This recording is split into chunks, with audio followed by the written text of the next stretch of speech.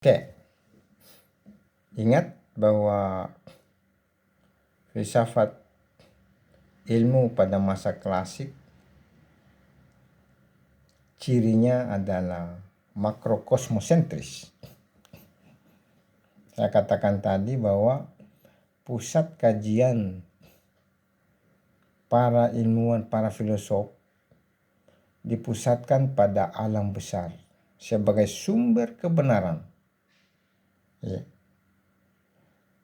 Makanya saya kaitkan bahwa pernyataan Thales di tahun 628 sebelum Masehi tentang asal-usul kehidupan dari bentukan anasir-anasir atau istilahnya rizomata adalah air, unsur air.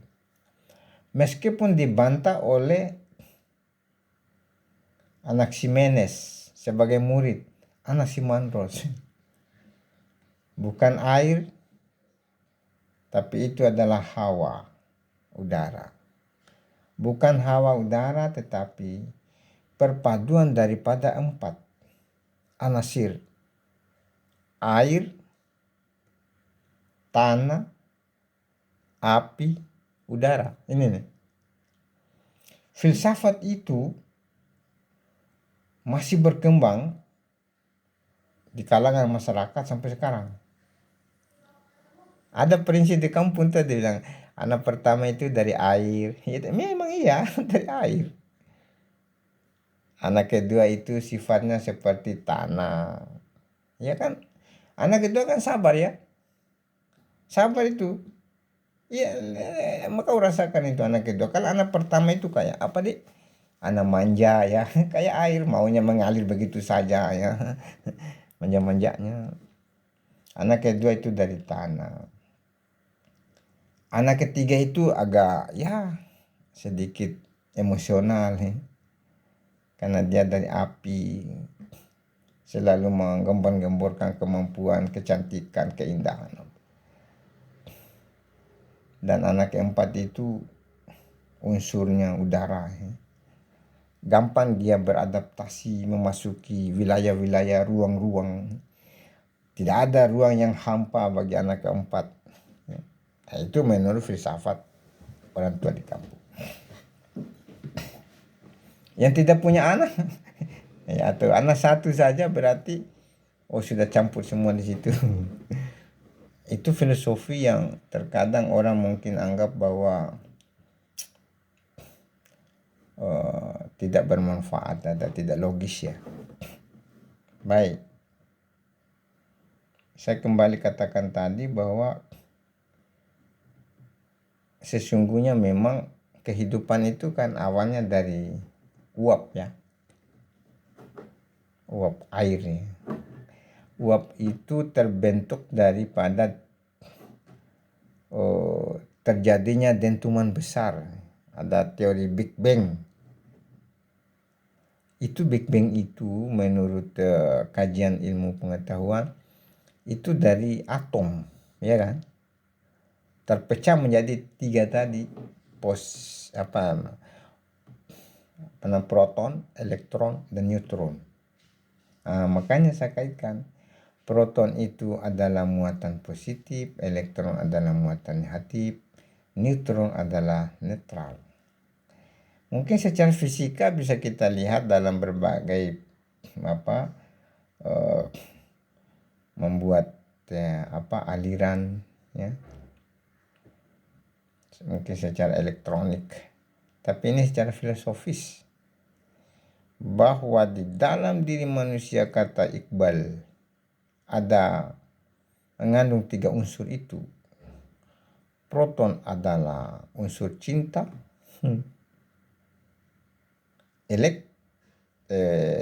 Elektron adalah unsur penyesalan. Neutron adalah keindahan. Ingat ya? Jadi proton adalah unsur cinta, neutron unsur keindahan, elektron adalah unsur penyesalan. Semua kita punya cinta, ya. Dimanapun, kepada siapapun, kapanpun, ya. Bagaimanapun, cara apapun, pasti orang ingin terpenuhi cintanya, ya. Kalau sudah tidak ada cinta, lebih mati saja. Ya. Ada seorang dosen muda mau pisah sama suami atau sebaliknya sama istri. Anaknya 3. Susah didamaikan. Pertanyaan saya, wahai dek, daripada kehidupan dilanjutkan dengan penuh kebencian dan tidak menghasilkan sebuah perdamaian, ya kita pisah saja secara damai. Tapi pertanyaan saya, apakah masih ada setitik cinta yang ada dalam hatimu terhadap suami? Menangislah dia, berarti masih ada, Kak. Cinta itu tak terungkap, ya. Cinta itu tak dinarasikan, tetapi cinta itu adalah suasana, ya. Suasana batin ini tidak mampu dibahasakan. Nur Hikmah mau menikah, dia tidak mengatakan mau Pak atau iya kalau ada. Anda kan bisa dia terbang, bahagia dia. Itu kan begitu refleks terhadap terpenuhi kebutuhan batin tentang cinta yang ku cari, yang ku bayangkan, yang ku pikirkan, ternyata akan hadir di tengah-tengah ketidaksadaranku tentang bagaimana meraih sebuah cinta yang pernah ku hayalkan pada saat memasuki puberitas. Oke, lanjut. Ini kayak ceramahnya. Keindahan itu, saudara, sekarang menjadi filsafat ilmu keindahan, estetika. Iya. Estetika yang etis, bukan estetika yang non etis. Nurul Hikmah meskipun cantik, tapi kalau dia dalam keadaan menguak, ya, tereduksi kecantikan itu. Semua manusia itu, saudara, kalau mau melihat cantik, lihatlah pada saat dia menangis. Yang kedua pada saat bangun dari tidur. Dan yang ketiga pada saat menguak. pasti disitulah keaslian manusia itu, astaga, ya. Karena kelihatanlah semua giginya, rahangnya, dan wajahnya penuh dengan kekesalannya. Di saat kita mau serius, tiba-tiba hadir ngantuk, ya. Kita menguak itu sebenarnya bagian daripada keseimbangan. Jadi itu keindahannya, estetik yang etis. Pakaian kacamata, pakaian kosmetika disesuaikan dengan warna yang kita suka, ya. Tapi ingat, jangan sampai di sela-sela warna dan tampilan busana yang estetik Anda mencoba untuk melubanginya atau merobeknya sedikit karena ingin mengikuti perkembangan zaman tentang dunia busana, ya. Misalnya disobeklah sampai di atas betis. Itu akan mengalami suatu reduksi etis, ya. Makanya itu perempuan yang cantik tampil di televisi itu yang anggun, yang sederhana. Tapi kalau pelapis dadanya lebih tebal, ya, baru stockingnya tebal, kelihatanlah goyang pinggulnya, kemudian roknya panjang tapi disobek sampai di pangkal paha. Itu estetika, itu hanya estetika ansi tanpa integrasi dengan etisnya. Jadi begitu. Pakai kopiah Andi Haidir dengan jenggot.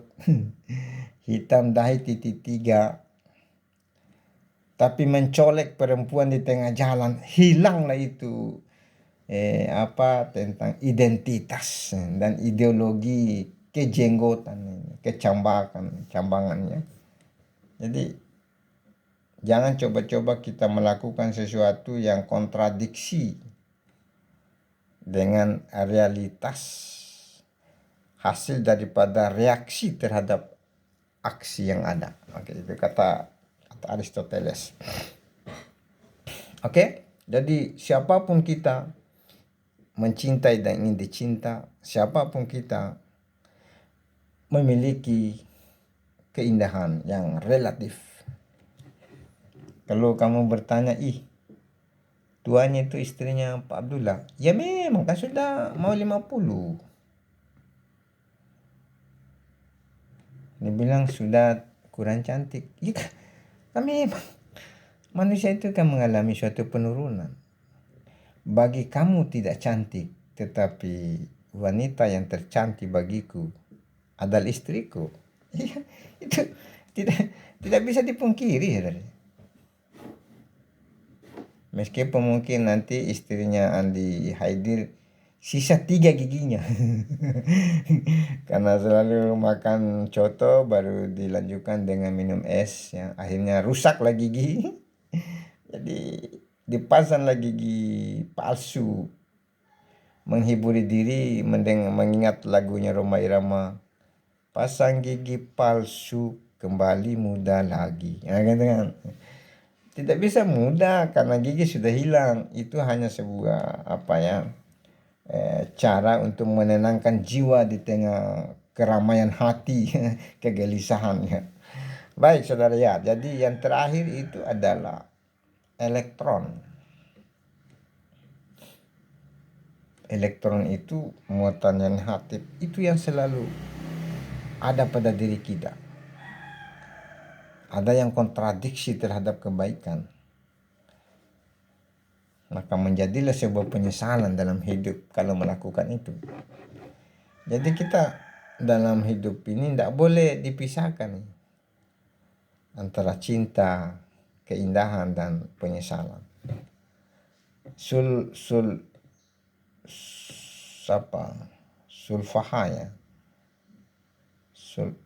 Sulfan ya, Amir. Aduh, menyesal sekali Kak. Kenapa tidak dari dulu saya masuk S2? Kenapa dari dulu saya tidak menerima itu laki-laki yang melamar? Aduh, kok baru sekarang kau katakan? Kenapa tidak belajar filsafat ilmu? Yang hadir pertama itu adalah utusan Tuhan. Ketika kamu menolak, maka susah malaikat untuk mengutus lagi, kecuali kau berusaha lebih keras daripada pertama. Ya. Jadi kalau ada yang datang melamar pertama, Amir, terima saja. Yang penting substansi kemanusiaannya ada. Ada nilai agamanya, ada nilai sosial. Itu jangan dilihat dari aspek material ansih. Itu uang itu saudara bisa habis.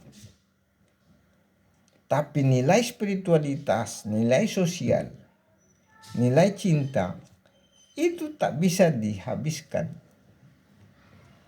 Ini kenapa saya harus menyampaikan begini. Ini ada tren di manusia modern. Manusia modern itu sangat dipengaruhi oleh 3F. Food, fun, fashion. Ini sudah disampaikan oleh John Naisbitt pada awal tahun 2000 saudara. Tahun 2000 itu dulu disebut sebagai the golden age. Di mana-mana negara Asia, Cina, dan seterusnya menyebut bahwa memasuki tahun 2000 adalah the golden age. Tahun keemasan. Di situ banyak sekali orang yang lahir anaknya dipaksakan disesar dan menikah. Makanya saya itu menikah tahun 2000 karena saya menjemput the golden age. Jadi anak saya itu saya produk tahun 2000 bulan 9, menikah bulan 1, jadi pas. Jadi harus ada target itu ya, saudara Andri Wansa. Jangan kamu Nur Hikmah Satriani, jangan kamu menikah itu hanya ala kadar saja, sekedar memenuhi hasrat. Jangan.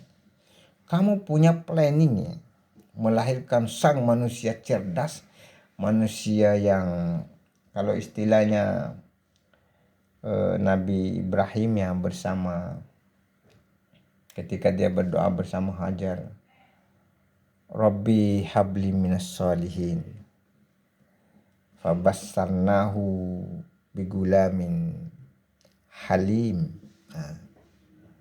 Wahai Tuhan, anugerahilah kami seorang hamba yang saleh. Maka Tuhan bersama malaikat menganugerahi manusia itu yang halim, Ismail. Kalau sama Sarah beda konteks doanya.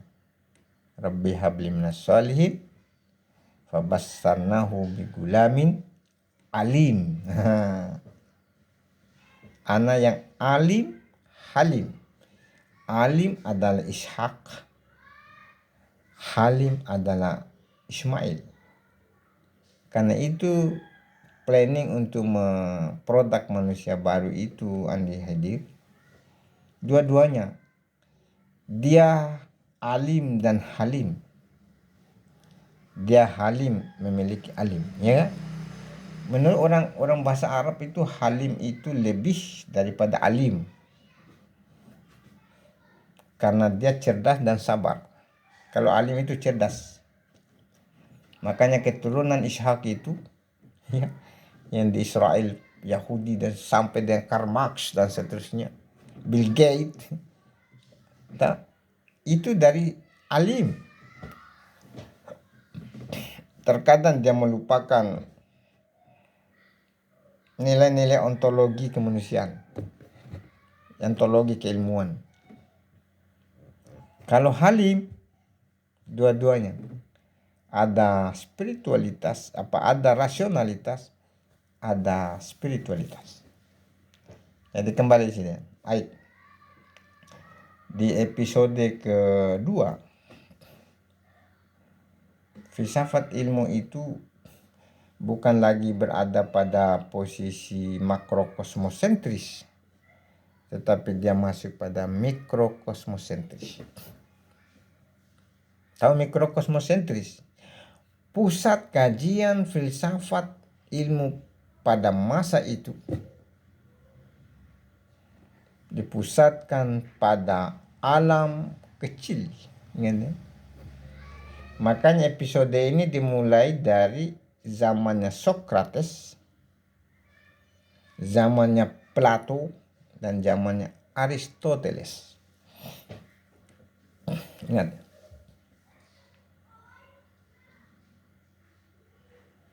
Halo, Mutawakil, paham ya?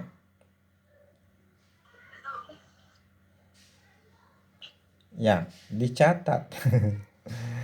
Jadi saya itu tahu itu yang tidak nampak kameranya itu saya selalu curigai dia. Tidak ada ketersambungan rasio, ketersambungan jiwa. Kalau bahasa saya itu tidak akan bersenyawa antara kau dan aku dalam sebuah pemahaman jika engkau tidak menatapku dan aku tidak menatap engkau. Karena di dalam tatapan itu melahirkan sebuah adonan cinta. Cinta itu yang kita cari. Bukan cinta nafsu, saya mau sama Sulfan, saya mau sama Musdalifah. Bukan.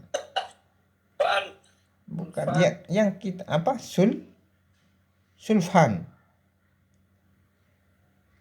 Sulfa. Itu. Oke. Sulfa. Ini kan gara-gara salah memandang simbol. Makanya hati-hati loh. Semua simbol tidak boleh kita tatap secara dasolen, tetapi harus the same. Atau sebaliknya, tidak hanya the saint, tapi harus the soul. Simbol itu adalah realitas, tetapi simbol juga itu ada mengandung identitas, idealitas. Itu kalau Haidir itu kan suka hilang-hilang, bisa hilang di air. Jadi dia bisa melenyapkan perasaan wanita itu. Apalagi ada istrinya kapan di situ ya. Kalau sudah beristri, setinggi apapun emosi istri, dia mengatakan begini, oh ya sudahlah, ini kan tidak bisa menyelesaikan masalah kalau itu terus yang dibicarakan gara-gara ada chat dari wanita lain. Ya. Kecemburuan, api cemburumu itu jangan kamu bakar, ya. Sehingga nanti akan terbakar juga perasaanku yang membuat aku menghindari api itu. Aku akan menyelamatkan diri dalam air. Itulah saya akan memilih wanita yang lebih sejuk daripada kau. Apa? Jadi terjadilah percecokan, berakhir dengan sebuah perpisahan. Ya. Oke, lanjut. Jadi simbol-simbol nama itu harus dipertahankan, ya. Karena di balik nama ada pesan, ya. Ada pesannya. Kalau hikmah di dalam menangani masalah emosional, ganti namamu menjadi Nur Zalima. Karena Anda harus menangani secara bijak. Oke. Kenapa Sokrates itu mengajak manusia? Jika kamu ingin mencari kebenaran, jangan jadikan alam besar sebagai pusat. Kamu tidak akan menemukan kebenaran sejati.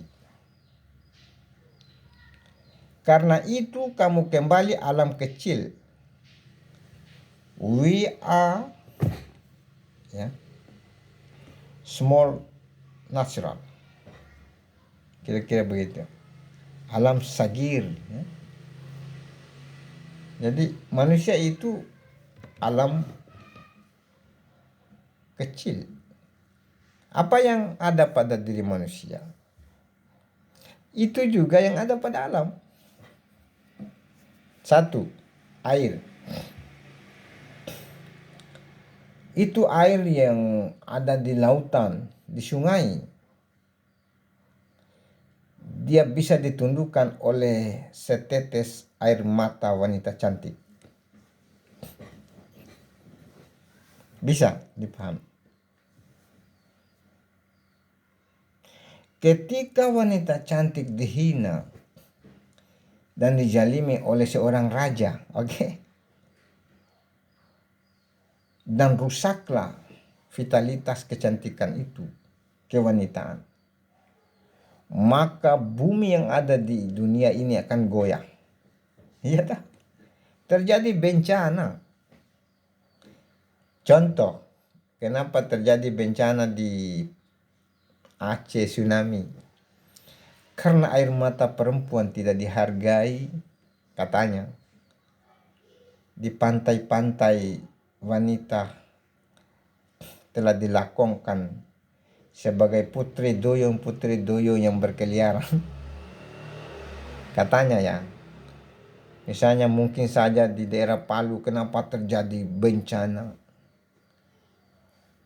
Para dewa-dewa yang ada di balik laut, di balik gunung dan daratan itu menyesali terhadap ulah manusia yang mempekerjakan wanita-wanita yang mementaskan tetesan air mata perasaan. Kenapa aku harus dihadirkan pada lokalisasi-lokalisasi? Padahal tempatku itu adalah berada di dalam kelambu emas. Sebagaimana emas yang disimpan di dalam kotak. Dan kotak itu disimpan di dalam lapisan pakaian. Lapisan pakaian itu berada di laci lemari. Laci lemari itu berada dalam lemari. Lemari itu berada di dalam rumah. Dan rumah itu ada kamar khusus untuk lemari. Karena itu wanita itu adalah emas. Kenapa sekarang wanita dijadikan silver? Setiap penjualan mobil, penjualan motor, wanita menjadi pajangan. menetes air mata, bukan keharuan, tetapi penyesalan. Maka hancurlah darat, darat, laut, dan udara. Jadi air, baru air itu saudaranya. Air mata sang perempuan. Makanya saudara Riwansa Mutawakil, jangan kamu membuat air mata ibumu karena ulahmu yang salah. Air mata itu akan aku temukan di dalam kegagalan. Kegagalan. Iya. Kalau mamamu bilang jangan ku ambil wanita itu Mutawakil, karena ada perasaan seorang mama yang mengandung anak tidak cocok. Jangan ku paksa.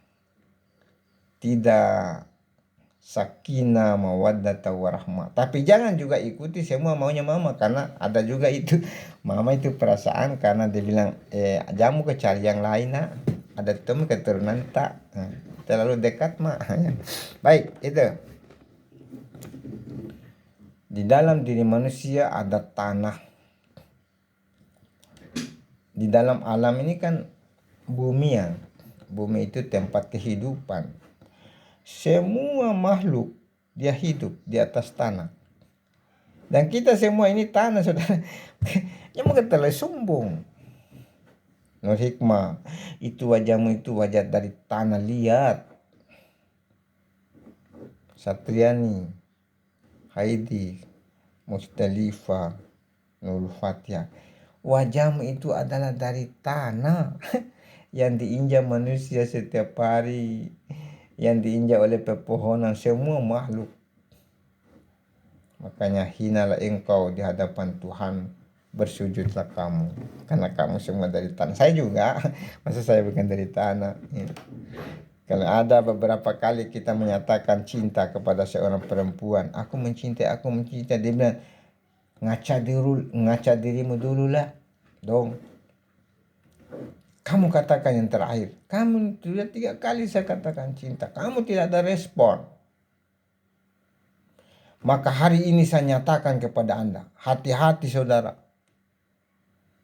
Kamu terlalu sombong terhadap diriku. Kau dari tanah akan kembali kepada tanah. Innalillahi wa inna ilaihi rajiun. Pulang saja. Pulang. Supaya ada kesadaran. Ya. Oke, jadi tidak usah pergi cari tanah di Gunung Malino berduaan. Apa kau cari Mutawakil? Kau injak-injak tanah itu di atas muka bumi hanya untuk kesewenang-wenang jiwa. Tanah bilang, wahai manusia yang menginjak aku dalam keadaan maksiat, hari ini engkau menginjakku. Suatu waktu likulli umatin ajalun fa idza jaa ajaluha la yastakhiruna sa'ah wa la yastaqdimun. Setiap kamu semua tentukan ajal ya. Bila datang ajal, tidak ada yang bisa menunda memajukan. Saya akan menjepit kau wahai Mutawakil. Maka berteriaklah kita semua, aduh Allah, ampuni dosaku, ampuni dosa, kata tanah, hari ini kau dapat bagian. Oke, itu menurut halusinasi seorang filosof ya. Yang ketiga adalah dari api. Kenapa kamu mau mencari matahari? Kenapa kamu mau mencari gunung api, gunung Merapi? Kau cari di dalam dirimu ada unsur api, hawa nafsu. Mulai dari amarah itu, lawama, mutmainnah. Makanya Rasulullah betul ya, kalau Rasul menyampaikan, kalau kamu marah, itu api, siramlah dengan air. Kalau gelisah itu Nurul Fatihah, berarti kamu belum mandi sore. Siramlah kegelisahan hawa-hawa Satriani dengan siraman air. Dan air itu tidak boleh kita sombong. Jangan kamu anggap enteng air. Ada orang mandi itu sambil menyanyi, itu kamu tidak menghargai air. Kalau kamu mau mandi, komunikasikan dengan air. Bismillahirrahmanirrahim. nawaitul ghuslu liraf'i dan seterusnya dari najis ya yang sagir, atau bahasa hadas nawaitul ghuslu liraf'i min hadas sagir ya, atau bahasa Indonesia, ya Allah saya mau mandi, jadikanlah air yang Kau ciptakan ini menjadi obat bagi segala penyakit. Bahasa dalamnya, wahai air, sirami aku sebagaimana hakikat dirimu. Itu baru cuci kaki, berwudu, mandi. Ada orang kasih mandi anaknya, siapa yang sudah menikah di sini hati-hati. Dia kasih mandi anaknya. Dia tidak cuci, tidak basah dulu dari bawah langsung siram. Jadi anak itu begini-begini. Mati orang di situ. Atau ada orang takut sama air karena dingin. Itu ada sugesti situ. Mandi dulu, mandi sulha.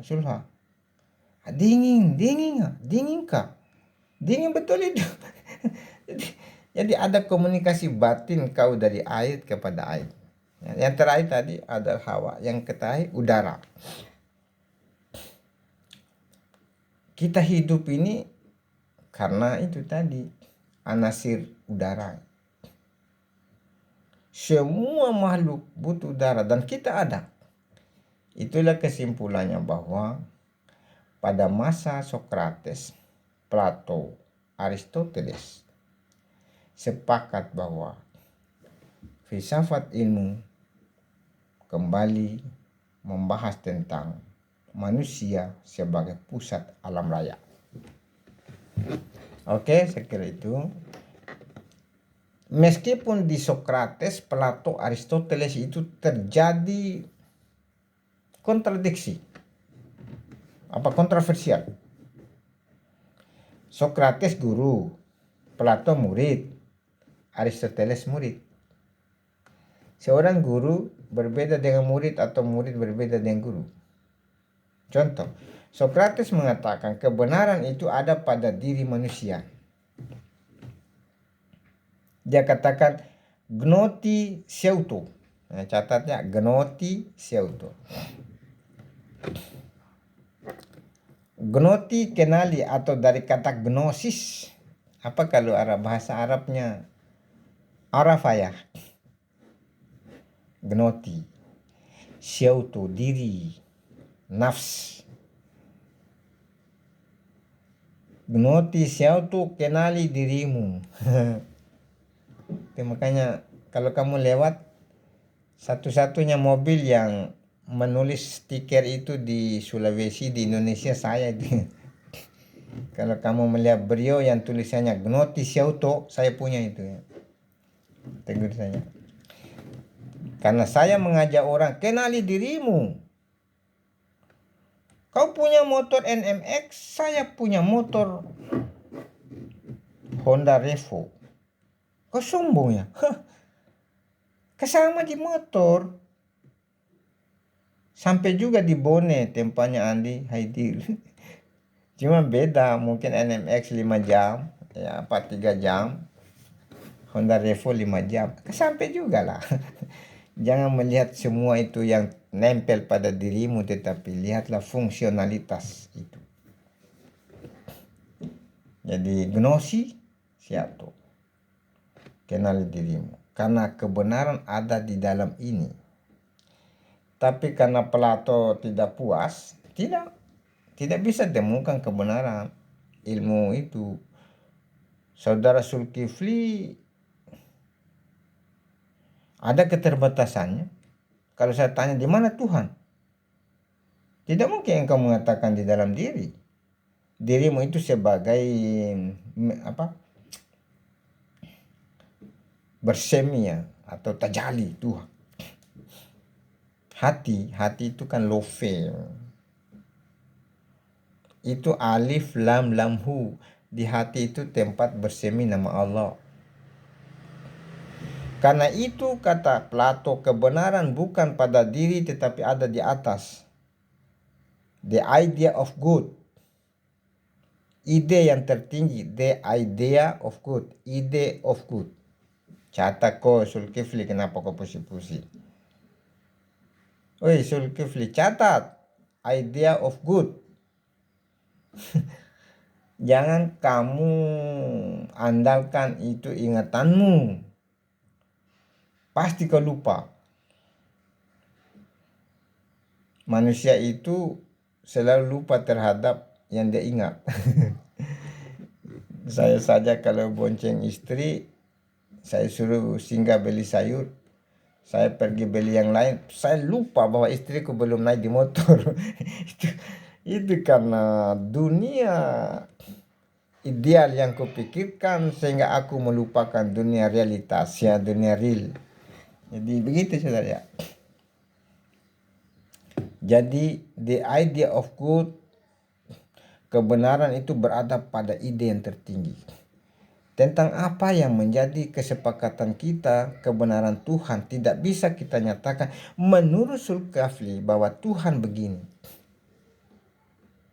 Yang bisa kita percaya adalah the noumenon. Reality is not phenomenal reality. Yang kita mau percaya adalah kenyataan tertinggi, bukan kenyataan yang nampak. Makanya ada fenomenon, ada noumenon, ya. Fenomenon itu gejala yang nampak. Kamu boleh melihat saya orang egois, tapi noumenon itu adalah tujuanku, saya mau mengajak Anda untuk berpikir yang begini. Ingat, seorang dosen tidak boleh memaksakan pikiran kepada orang lain. Saya hadir bukan menjawab pertanyaanmu, itu kata filsafat. Saya datang bukan untuk menjawab pertanyaan saudara, tetapi saya datang untuk menjelaskan apa yang kamu tanyakan. Ingat itu. Kalau kamu punya prinsip begitu, berarti kita hargai orang. Coba kalau saudara Mutawaki bertanya, Pak, apa yang dimaksud dengan poligami? Saya tidak boleh menjawab poligami adalah satu laki banyak perempuan. Selesai itu. Saya harus mengatakan apa itu poligami. Poligami adalah ialah yaitu. Yang berasal dari kata poli dan gami. Poli itu masuk 5W1H. Apa itu poligami?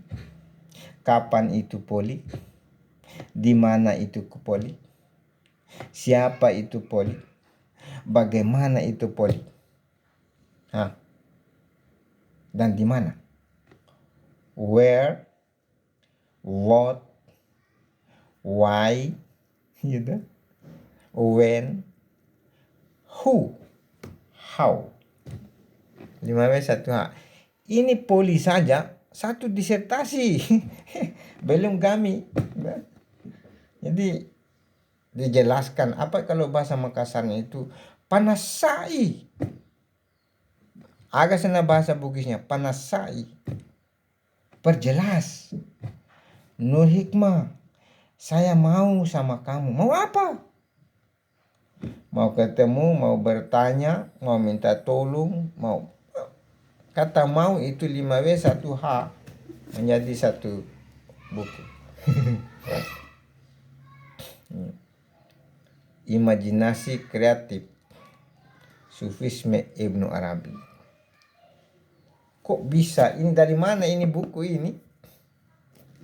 Dari hasil renungan noumenon ke dalam fenomenon. Dari ide tertinggi yang turun menjadi ide realitas. Ya. Oke. Aristoteles berbeda Sokrates, berbeda Plato, berbeda dia. Sokrates bilang apa? Kebenaran pada diriku. Plato mengatakan kebenaran pengetahuan ada di sana. Aristoteles mengcombine. Kebenaran memang ada pada diri, itu subjektif. Ingat ya. Kebenaran yang ada di sana itu namanya idealitas, ya. Kebenaran yang kita lihat adalah kebenaran realitas. Berarti ada 3 yang dipertemukan. Subjektif, idealitas, realitas. Dari mana ini? Ini kumpulannya ini menjadi absolutely. Ya. Apakah betul Andi Haidir menjadi Andi Haidir selamanya? Tidak. Saya mau tanya ke Haidir, tetap Andi Haidir. Haidir. Ayo, enggak respon Haidir. Kamu punya nama itu Andi Haidir. Apakah itu selama-lamanya? Itu nama simbol supaya orang kenal bahwa ini tengkoraknya Andi Haidir kalau ditembak oleh Ukraina. Tetapi kata Andi Haidir menjadi hilang, digantilah ya ayyatuhan nafsul mutmainah. Kalau begitu tidak ada yang absolut dalam hidup. Yang absolut adalah the final oriented. Ya, Tuhan. Ya. Wal awwal wal akhir wal zahir wal batin wa huwa bikulli syai'in alim. Makanya itu husnul hatimah, sekali lagi jamu terlalu angku. Tidak, saya itu yang saya suka. Tidak ada yang absolutely di dalam hidup. Karena itu Nabi sudah menyampaikan, janganlah kamu mencintai seseorang melebihi daripada cintamu kepada dirimu dan Tuhan. Kan suatu ketika cinta akan kembali menjadi benci. Dan jangan juga membenci orang itu sebagaimana engkau membenci setan. Karena suatu ketika kebencian itu akan dibalik. Takallub. Dibalik hatimu menjadi cinta. Aduh. Itu makanya orang yang cinta pertama itu, yang sampai tidak mau menikah, itu cinta buta itu, Musdalifah. Kenapa dikatakan cinta pertama membawa mati? Karena orang pada saat itu belum menempati ruang cinta. Sehingga dia terkesan. Padahal kan sama cinta pertama dan terakhir itu Mutawakkil. Sekarang Mutawakkil memasuki cinta keberapa? Hah? Kesekian kalinya. Banyak sekali kau Mutawakkil menjadi itu. Jangan terlalu mengobrak-abrik itu, mengobrak janji, mengobrak cinta, jangan. Karena tidak semuanya orang bisa memahami tentang cinta yang kau sampaikan. Nanti semuanya orang menerima, itu akan menjadi pertengkaran batin untuk memilih salah satu di antara yang banyak. Oke, lanjut. Itu kan. Yang selanjutnya terakhir kan? Belum. Abad pertengahan.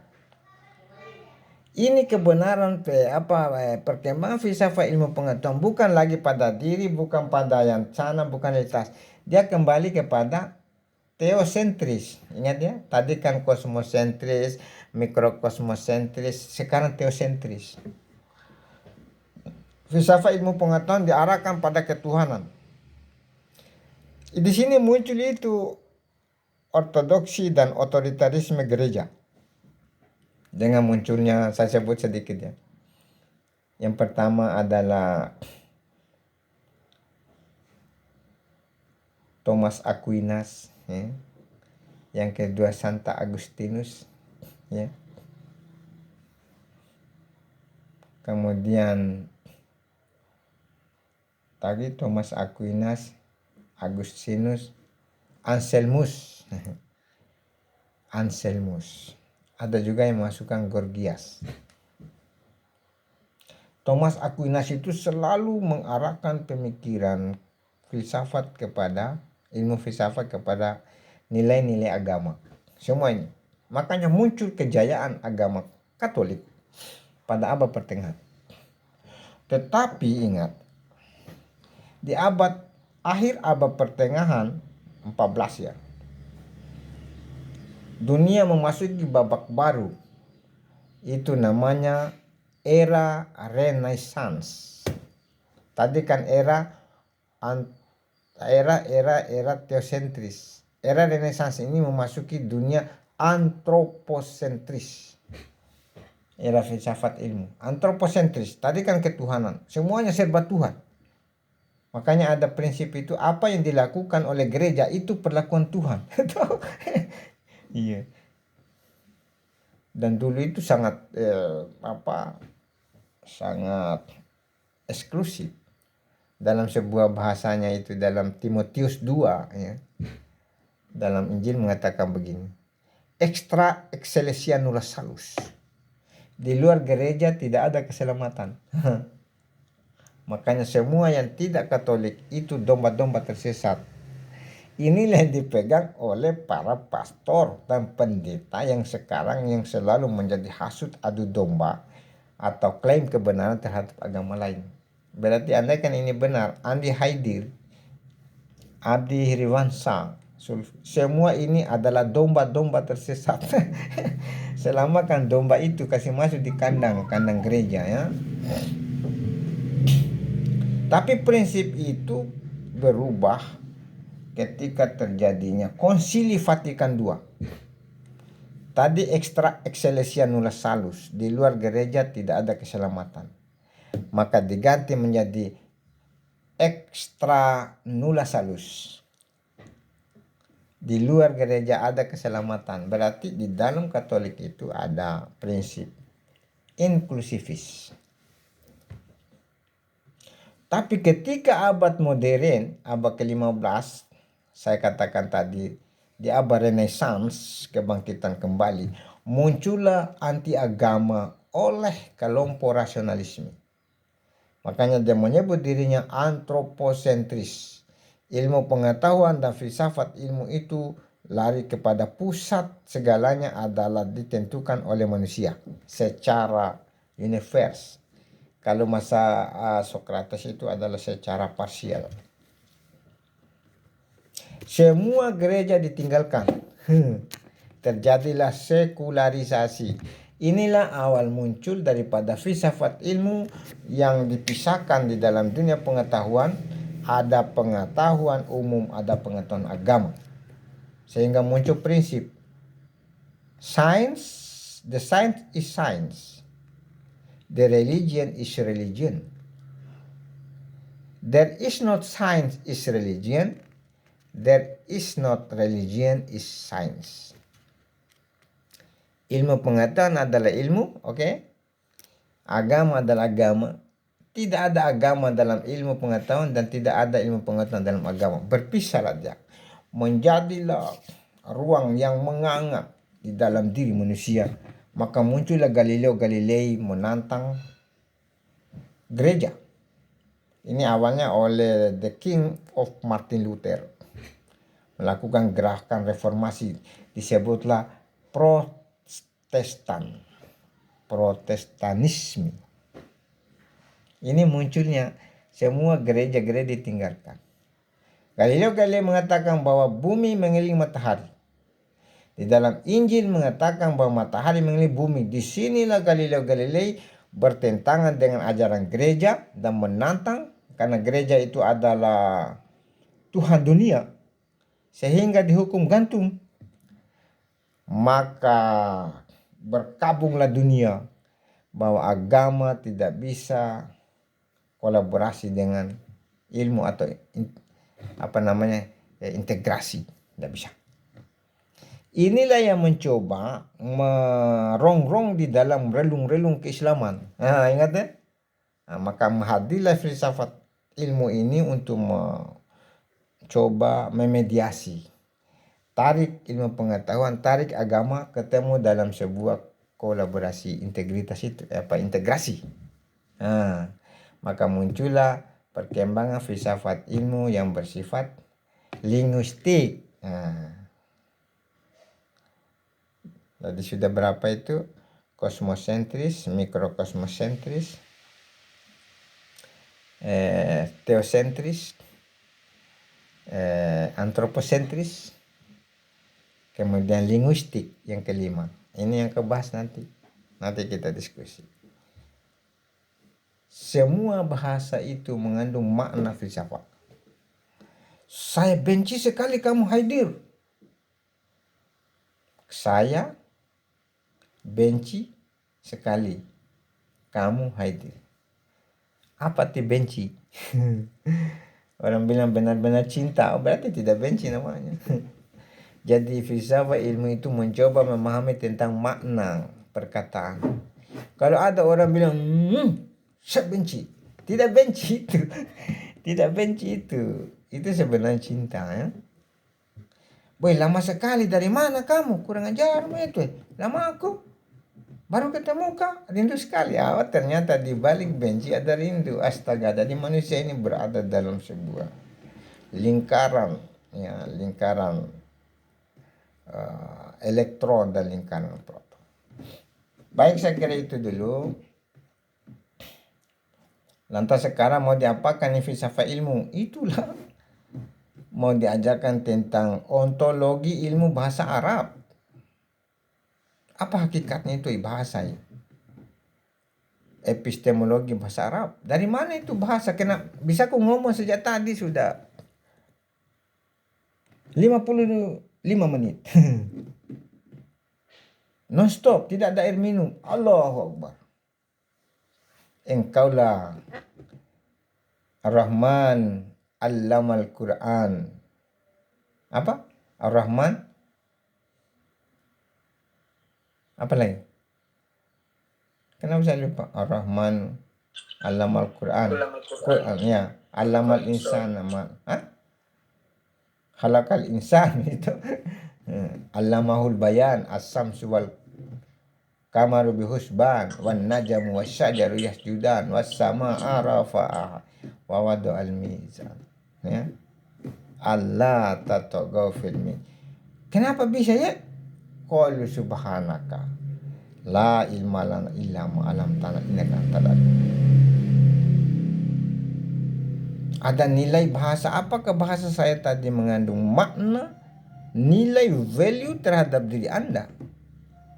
Atau saya hanya berretorika, berdialektika dengan penuh semangat yang membuat diriku capek? Tidak ada gunanya di matamu.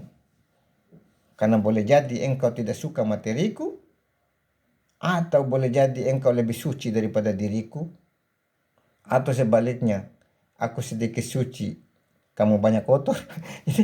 Walau tidak bisa kita mengetahui secara totalitas tentang aksiologi dari pemahaman orang terhadap apa yang aku sampaikan. Karena itu berpikir positif saja. Apapun yang saya sampaikan, hanya Allah lah melalui malaikat yang menyambungkan rasa simpatiku pada dirimu. Karena aku menyampaikan ini adalah jiwaku yang ada pada dirimu atau jiwamu yang kau pinjamkan ke dalam diriku. Sehingga kita bersama menjadi semua adonan antara larutan air dengan gula menjadi manis. Itulah kata cinta. Oke? Saya kira cukup ya. Terima kasih. Ini dalam bentuk monolog ya. Ceramah. Tidak ada pertanyaannya. Terima kasih untuk sementara. Assalamualaikum warahmatullahi wabarakatuh.